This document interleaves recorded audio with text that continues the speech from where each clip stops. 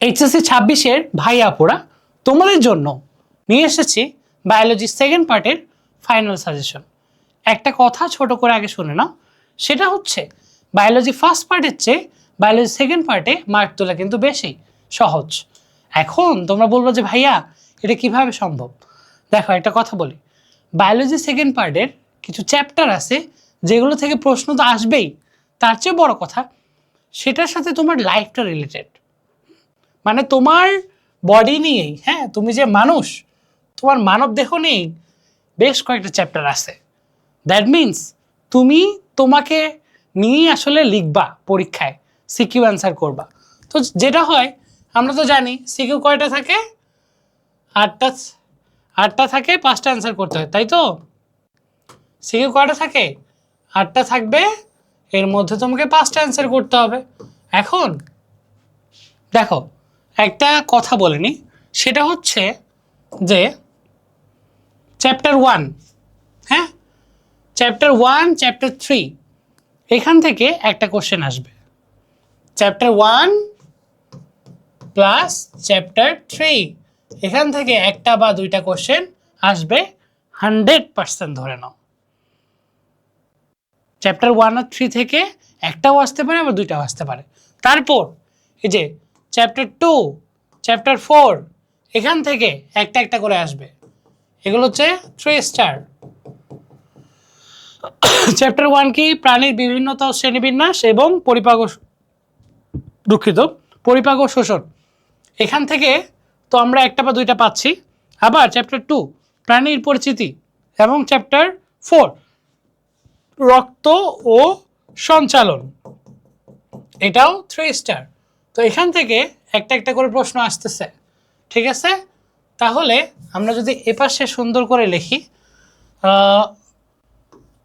1 plus 3 থেকে একটা বা দুইটা, আবার দ্বিতীয় অধ্যায় থেকে একটা, চতুর্থ অধ্যায় থেকে একটা, অলরেডি কিন্তু 4টা সিকিউ আমরা বুঝে ফেলছি যে কোথা থেকে আসতে পারে। তারপর দেখো চ্যাপ্টার 11 অর্থাৎ 11 নম্বর চ্যাপ্টার থেকে একটা প্রশ্ন আসবে 100%। তাহলে কয়টা হইল? চ্যাপ্টার 11 থেকে একটা। অলরেডি বাপজান তোমার কিন্তু 5টা সিকিউ কিন্তু এনশিওর হয়ে গেছে, তাই না? তোমার তো 5টা অ্যান্সার করতে হবে। তো ভাইয়া তাহলে এগুলাই পড়বো আর বাকিগুলো পড়বো না? এটা যদি করো তোমার পরীক্ষা হলে বিপদে পড়ার সম্ভাবনা আছে। কারণ একটা কথা বলি, কখনোই পরীক্ষার সময়ে যেহেতু আসে আগে ঢাল তরবারি নিয়ে যাইতে হবে, না হলে তুমি যদি অল্প প্রিপারেশনে যাও, পরীক্ষা যদি একটু বেশি চলে আসে তুমি বিপদে পড়বা। তার জন্য সবসময় চেষ্টা করবা প্রিপারেশনটা একটু বেশি রাখার। দেখো তারপরে এখানে একটা গুরুত্বপূর্ণ কথা, চ্যাপ্টার 9 আর চ্যাপ্টার 12 এগুলো থেকে সিকিউ আসার সম্ভাবনা নাই, দ্যাটস ওয়াই কিন্তু ক্রস দেওয়া, ঠিক আছে? এখন আরেকটা কথা বলি, এই যে চ্যাপ্টার 7-8 দেখো বড় করে আমি দিছি, চ্যাপ্টার 7-8 এখান থেকে একটা বা দুইটা আসতে পারে।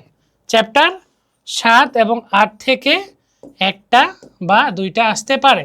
দ্যাট মিনস আমাদের 7টা সিকিউ কিন্তু কোথা থেকে আসতে পারে সেটা কিন্তু ফাইনাল হয়ে গেল। আর শ্বাসক্রিয়া, শোষণ, বর্জ্য নিষ্কাশন এখান থেকে একটা আসতেও পারে, আবার নাও আসতে পারে। আশা করি তোমাকে বুঝতে পারছি। এখন তোমার প্রিপারেশন যদি একদম বাজে অবস্থা হয়, তুমি সুন্দর করে 2 পড়বা, চ্যাপ্টার 2 প্রাণী পরিচিতি, চ্যাপ্টার 4 রক্ত সঞ্চালন পড়বা, আর চ্যাপ্টার 3 জিন তত্ত্ব বিবর্তন পড়বা, আর এই 7-8 পড়বা। 7-8 পড়বা, তাহলে তোমার আশা করি 4টা থেকে 5টা যে সৃজনশীল তোমাকে মানে সিকিউ লিখতে হবে, মোট তো 5টা লিখতে হবে, তো এটা আশা করি তোমার 90% তুমি লিখতে পারবা। হ্যাঁ, এটা হচ্ছে যাদের অবস্থা খুব একটা শোচনীয়, আর যারা চাচ্ছ যে একদম ফুল প্রিপারেশন নিতে, 2-4 পড়বা, 11 পড়বা, তারপর 7-8 পড়বা। দেখো যাদের প্রিপারেশন ভালো করে নিতে চাও তারা 2-4 11 7 8 আর কোনটা অধ্যায় পড়ে নিবা?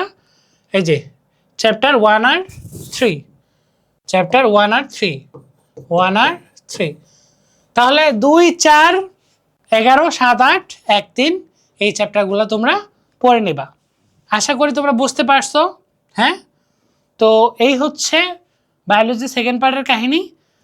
একটা কথা বলি, বায়োলজিতে 50-এ 50 পাওয়া একটু টাফ, কারণ বায়োলজিতে যেমন ম্যাথ, ফিজিক্স, কেমিস্ট্রি এগুলোতে হচ্ছে যেমন ম্যাথ ফিজিক্সে ম্যাথ টাইপ থাকে, সেক্ষেত্রে সেখানে 50-এ 50 পাওয়া যায়। বাট এখানে কেউ খুব ভালো লাগলেও সর্বোচ্চ 45 থেকে 47 পায়, মানে 50-এ 50 পাওয়া খুবই টাফ। তো অনেকেও 50-ও পায়, বাট তুমি যদি এখানে এটা পাও আই থিঙ্ক এনাফ, 45 পাইলেই এনাফ। আর এমসিকিউর জন্য কি করবা? এমসিকিউর জন্য কি করবা, তাই না? এমসিকিউর জন্য তোমরা যেটা করবা, এটা আমি আগের ভিডিওতেও বলছি, এমসিকিউর জন্য টেস্ট পেপার প্রায় 40টা কোশ্চেন, কয়টা? 40টা মডেল কোশ্চেন সলভ করবা। পাশাপাশি বিখ্যাত কলেজগুলো এগুলোর কোশ্চেন নেটে পাবা, এটা সলভ করবা। আর তোমরা যদি চাও, আমাদের কিন্তু প্রোগ্রাম আছে মিশন 26, যেখানে আমি তোমাদের রিফাত ভাইয়া তোমার সাথে 24 আওয়ার্স পাশে থাকবো। এমনকি তুমি যদি চাও যে আগামী 50টা দিন তুমি যদি চাও যে ভালো করে পড়াশোনা করবা, ফাঁকিবাজি করার সময় শেষ। আগামী 50টা দিন তুমি যদি চাও যে 14 থেকে 17-18 ঘন্টা পড়বা, তাহলে ইউ আর মোস্ট ওয়েলকাম।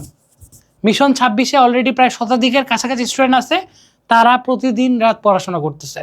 আমি তারা কখন পড়তেছে, কী করতেছে সব জানি, এমনকি তাদেরকে আমি নজরদারির মধ্যে রাখছি। এমনকি তার প্রতিদিন সবাই প্রতি রাতে তাদের যে পড়াটা আমাকে সাবমিট করে। এটার নামমাত্র একটা কোর্স ফি রাখছি 199 টাকা, কারণ তোমরা বাঙালি ফ্রি জিনিসে গুরুত্ব দিবা না। তো আশা করি, আমি তোমাদের রিফাত ভাইয়া, আমি একটা সহজ কথা বলি, আমি কোনো বায়োলজি এক্সপার্টও না, কিছুই না। আমি খুব সাধারণ একজন মানুষ, তবে চেষ্টা করছি একজন সামান্য শিক্ষক হয়েও তোমাদের লাইফে কিছু একটু ইম্প্যাক্ট রাখার।